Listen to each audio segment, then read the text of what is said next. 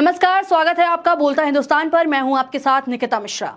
आज हम आपको एक ऐसी खबर बताने जा रहे हैं जिसने अंतर्राष्ट्रीय राजनीति के साथ साथ भारत की विदेश नीति को लेकर भी नई बहस छेड़ दी है। दुनिया के मंच पर एक तरफ पड़ोसी मुल्क पाकिस्तान की जमकर तारीफ हो रही है, तो दूसरी तरफ भारत में कुछ लोग ये सवाल उठा रहे हैं कि क्या हमारी विदेश नीति सच में उतनी मजबूत है जितनी हमें बताई जाती है, क्योंकि मामला सिर्फ तारीफ का नहीं है, मामला है मध्यस्थता यानी मीडिएटर बनने का और उससे जुड़ी राजनीति का। सबसे पहले समझिए कि हुआ क्या है। दुनिया के दो बड़े देश अमेरिका और ईरान, इन दोनों के रिश्ते लंबे समय से तनावपूर्ण रहे हैं। कभी परमाणु कार्यक्रम को लेकर विवाद तो कभी प्रतिबंध और सुरक्षा के मुद्दे। लेकिन अब खबर आई है कि इन दोनों देशों के बीच फिर से बातचीत शुरू हो सकती है और सबसे दिलचस्प बात यह है कि इस बातचीत में मध्यस्थ की भूमिका निभा रहा है पाकिस्तान, यानी वही पाकिस्तान जिसे भारत में अक्सर आलोचना और विवादों के संदर्भ में देखा जाता है। आज अंतर्राष्ट्रीय मंच पर एक महत्वपूर्ण भूमिका निभाता दिखाई दे रहा है पाकिस्तान। इस पूरे मामले में सबसे ज्यादा चर्चा उस बयान की हो रही है जो व्हाइट हाउस की प्रेस सचिव कैरोलिन लेविट ने दिया है। उन्होंने प्रेस ब्रीफिंग में साफ साफ कहा कि पाकिस्तान ने इस पूरी प्रक्रिया में शानदार काम किया है और अमेरिका उसकी दोस्ती और प्रयासों की सराहना करता है। उन्होंने ये भी कहा कि इस बातचीत में पाकिस्तान ही मुख्य मध्यस्थ है। कई देशों ने मदद की पेशकश की थी, लेकिन अमेरिका चाहता है कि बातचीत पाकिस्तान के जरिए ही जारी हो, यानी यह कोई सामान्य बयान नहीं था, बल्कि एक तरफ से अंतर्राष्ट्रीय मंच पर पाकिस्तान की भूमिका को मान्यता देना था। व्हाइट हाउस ने यह संकेत भी दिया कि अमेरिका और ईरान के बीच बातचीत का अगला दौर संभवतः पाकिस्तान में आयोजित किया जा सकता है। हालांकि तारीख तय नहीं हुई है, लेकिन चर्चाएं जारी है। अगर ऐसा होता है तो यह पाकिस्तान के लिए एक बड़ी कूटनीतिक सफलता मानी जाएगी, क्योंकि दुनिया के दो बड़े देशों को एक ही टेबल पर बैठाना किसी भी देश के लिए बड़ी उपलब्धि होती है। अब इस मामले को लेकर भारत में क्यों उठ रहे हैं सवाल? अब सवाल यह है कि इस पूरे घटनाक्रम का भारत से क्या संबंध है। असल में यह मामला धीरे धीरे भारत की विदेश नीति की तुलना से जुड़ गया है, क्योंकि कुछ समय पहले भारत में एक सर्वदलीय बैठक हुई जिसमें विपक्ष ने सरकार से पूछा था कि युद्ध और अंतर्राष्ट्रीय संकट के मामलों में भारत की भूमिका क्या है। उस समय भारत के विदेश मंत्री एस जयशंकर ने एक स्पष्ट बयान दिया था।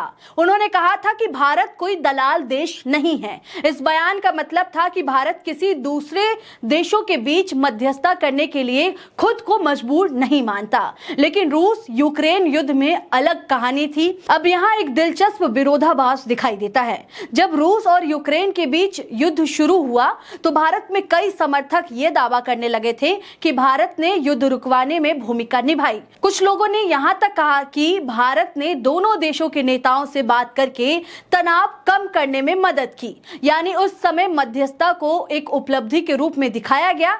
लेकिन जब पाकिस्तान वही काम कर रहा है तो भारत में कुछ लोग इसे अलग नजर से देख रहे हैं। यही वजह है कि सोशल मीडिया पर दलाल और मध्यस्थ जैसे शब्दों को लेकर बहस शुरू हो गई है। इस पूरे विवाद में एक और बयान आया। पूर्व डिप्लोमेट ने सोशल मीडिया प्लेटफॉर्म एक्स पर एक पोस्ट लिखी।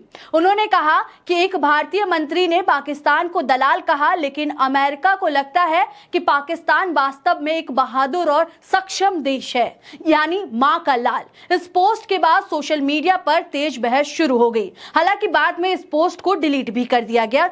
कुछ लोगों ने इसे पाकिस्तान की कूटनीति जीत बताया, तो कुछ लोगों ने इसे भारत की विदेश नीति पर सवाल उठाने का तरीका कहा। अब इस सवाल का जवाब समझना बहुत जरूरी है।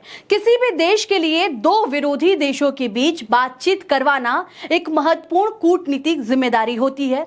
इससे उस देश की अंतर्राष्ट्रीय छवि मजबूत होती है और दुनिया को यह संदेश जाता है कि वह देश भरोसेमंद है। अगर अमेरिका और ईरान की बैठक वास्तव में पाकिस्तान में होती है तो यह पाकिस्तान के लिए एक बड़ी रणनीतिक सफलता मानी जाएगी।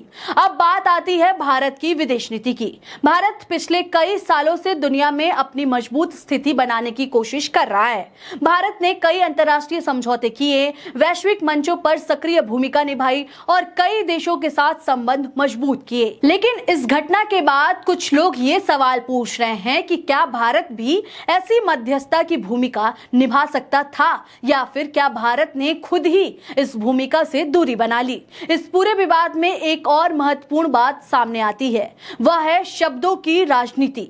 क्योंकि जब कोई देश मध्यस्थता करता है तो उसे कूटनीतिक सफलता कहा जाता है, लेकिन वही काम अगर विरोधी देश करे तो उसे अलग नजर से देखा जाता है। यानी शब्द बदलते हैं लेकिन काम वही रहता है। अगर इस पूरे मामले को आसान भाषा में समझे तो कहानी कुछ ऐसी है। अमेरिका और ईरान के बीच तनाव है। पाकिस्तान ने दोनों देशों के बीच बातचीत कराने में मदद की। अमेरिका ने पाकिस्तान की खुलेआम तारीफ की। भारत में कुछ नेताओं ने पहले कहा था कि भारत दलाल देश नहीं है। अब सोशल मीडिया पर इस बयान की तुलना की जा रही है।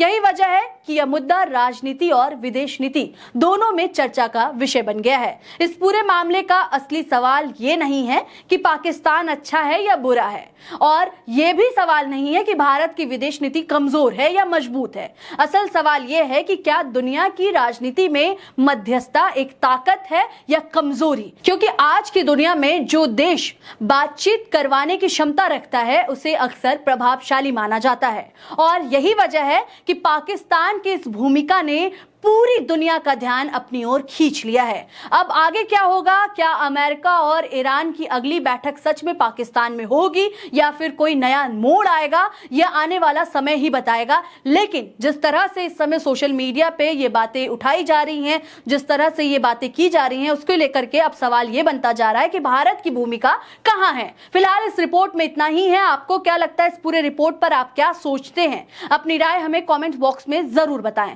तब तक के लिए देखते रहें बोलता हिंदुस्तान। शुक्रिया।